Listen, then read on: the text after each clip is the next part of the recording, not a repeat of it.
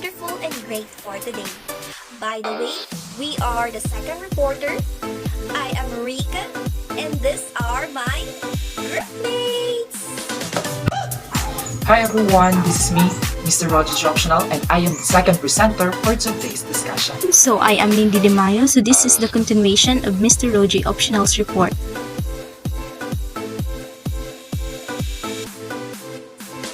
Before we proceed to our discussion proper, let's have some short motivation first.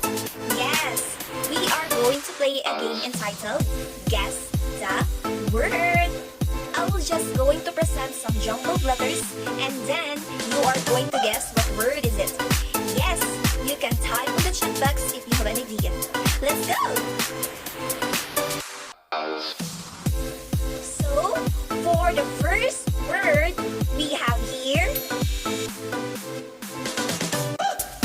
Yes, you can type in the chat box if you have an idea what word is this. Yes, correct. Very good.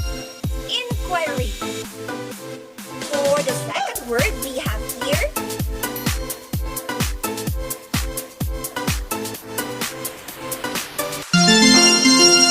Okay, very good. Base. Let's proceed to the third word. Yes, exactly. Very good. We have here process. And for the last word, we have here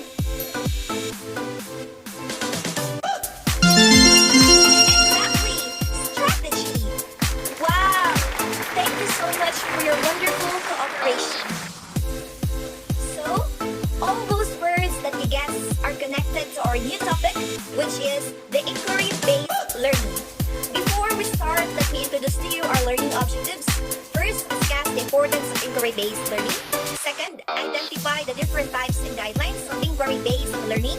And the third one, discuss the different principles of IBL or inquiry-based learning and its function and learning processes. Instructional design models and theories of IBL model. Did you know that in 1960s, Joseph Schwab was one of the key founder of the IBL model that relies upon the ideas that individuals are able to learn by investigating scenarios and problems and through social experiences. Now, let's have the definitions of IBL or the inquiry-based learning.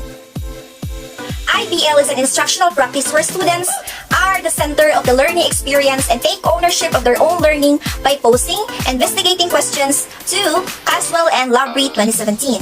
IBL as an approach especially involves tasks requiring learners' active participation. Students are able to learn by investigating scenarios and problems through social experiences. Rather than having to memorize information from printed materials, instructors are encouraged to their students to conduct investigations that would satisfy their curiosity and help them to broaden their knowledge base and develop their skills and mental frames. In continuation of Miss Rika Agustin reports about the introduction of the inquiry-based learning, this time, we are going to explore another important information about this topic. At this moment, I will be discussing about 4 different principles of inquiry-based learning and 4 forms of inquiry-based learning. So inquiry-based learning is an approach that essentially involves tasks requiring learners' active participation in finding answers to circular questions. The questions can round out from very specific simple questions to more complex questions in relation to the curriculum. Learners are given opportunities to engage in self-regulated activities as they pursue their investigation. The significance of this inquiry-based learning is to help students to make their own connections about what they learn. Their curiosity helps them engage and gain a deeper understanding of the said topics and content. To explore more about the content and ideas about the IBL, here are the 4 different essential principles of inquiry-based learning. Principle 1. Learners are in the center of the entire process while the instructor's resources and technology are adequately organized to support them. Meaning to say, the students are the essential subject of the learning process to gain knowledge, while the instructor are the support their subject to teach and guide students in terms of learning process. Both students and teachers produce positive results for learning to have a good outcome of the said learning process. Principle 2. all learning activities revolve around the information processing skills. This means that the learning of the specific activities much more essential to have an effective result, varying about the skills of the learners shown in different aspects of the learning through formal and non-formal concept of education. Principle 3. Instructors facilitate the learning process but also seek to learn from more about their students and the process of inquiry-based learning. This means that the supporter subject, which is the teacher, need to avoid learning of the students to have a positive result and advantage process in the learning. With this, the second supporter subject must possess and show desire to facilitate the entire learning process of the student to produce positive outcome. Principle 4. Emphasis should be placed in evaluating the development of information processing skills and conceptual understanding and not on the actual content of the field. This means that the knowledge and ideas of the learners must be matured and developed precisely to have a keen sense concept of understanding. With this, the processing skills through concept understanding have wide data to support other situation and concept in the field being the center of the learning. In general, the different principle of inquiry-based learning shown positive result in learning process both learners and instructors. Thus, positive response gain more essential about things about the learning process through the help of inquiry-based learning or IBL. On the same breath, the inquiry-based learning uses different approaches, cultivating skills through guided learning and small group discussion to apply reasoning to reach their conclusion. So, here are some 4 forms of inquiry-based learning that are commonly used in inquiry-based instructions. First is confirmation inquiry. Learners are given a questions as well as a method to which the end result is already known. The goal is to confirm the results. That enables learners to reinforce already established ideas and to practice their investigative skills. This means that the students are given questions, the answers, and method for reaching the answers. The students are use their critical thinking and investigation skills in learning how these methods work. Second is structured inquiry. Learners are given the questions and the method of achieving the result, but the goal is to provide an explanation that is already supported by the evidence gathering during and through the investigative process. This means the students are given an open questions and investigation method. They use the method to create an evidence back to conclusion. Third is guided inquiry. Learners are only given a question.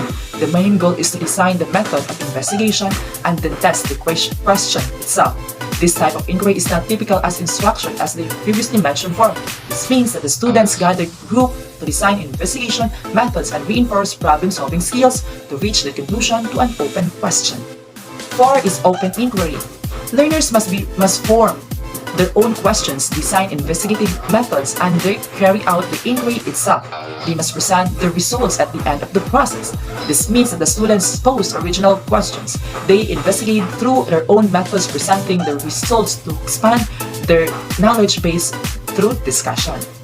In an instructional setting, the inquiry-based learning can give instructors the opportunity to allow students to fully explore problems and scenarios, so they can learn from not only the results but also the whole process itself. They can encourage to ask questions, explore their environments, and obtain evidences that support claims and results and design the convincing argument regarding the way they reach to the end of the result. From the student's perspective, inquiry-based learning helps focus on open questions or problems to use evidence-based reasoning, creative thinking, and problem-solving to form a conclusion that they can defend. On the other hand, from the instructor's perspective, these learning approaches focus on helping students to get from the curiosity stage into critical thinking and deeper level of understanding. So that's it. My discussion ended up here. For the next presenter, Ms. Lindy Di Mayo, she will be discussing about the 4 essential steps of inquiry-based learning. Stay tuned, everyone. The continuation of Mr. Roji Optional's report. So we discuss about the principles of inquiry-based learning and the 4 forms of inquiry: the confirmation inquiry, structured, guided, and open inquiry. So my task is to discuss the 4 steps of inquiry-based learning. So first is students develop questions that they are hungry to answers. So have them develop a statement that requires them to pitch their question using a constructed response, further inquiry, and citation. So it is important in meaningful learning and scientific inquiry. So they are potential resource for both learning and teaching. Second, research the topic using time in class. It's crucial to have some of this because Classwork students have access to the head researchers in the room. You aren't going to do work for them, but you are going to guide them and use model methods of researching. Teachers can use this in the classroom to optimize learning opportunities for students.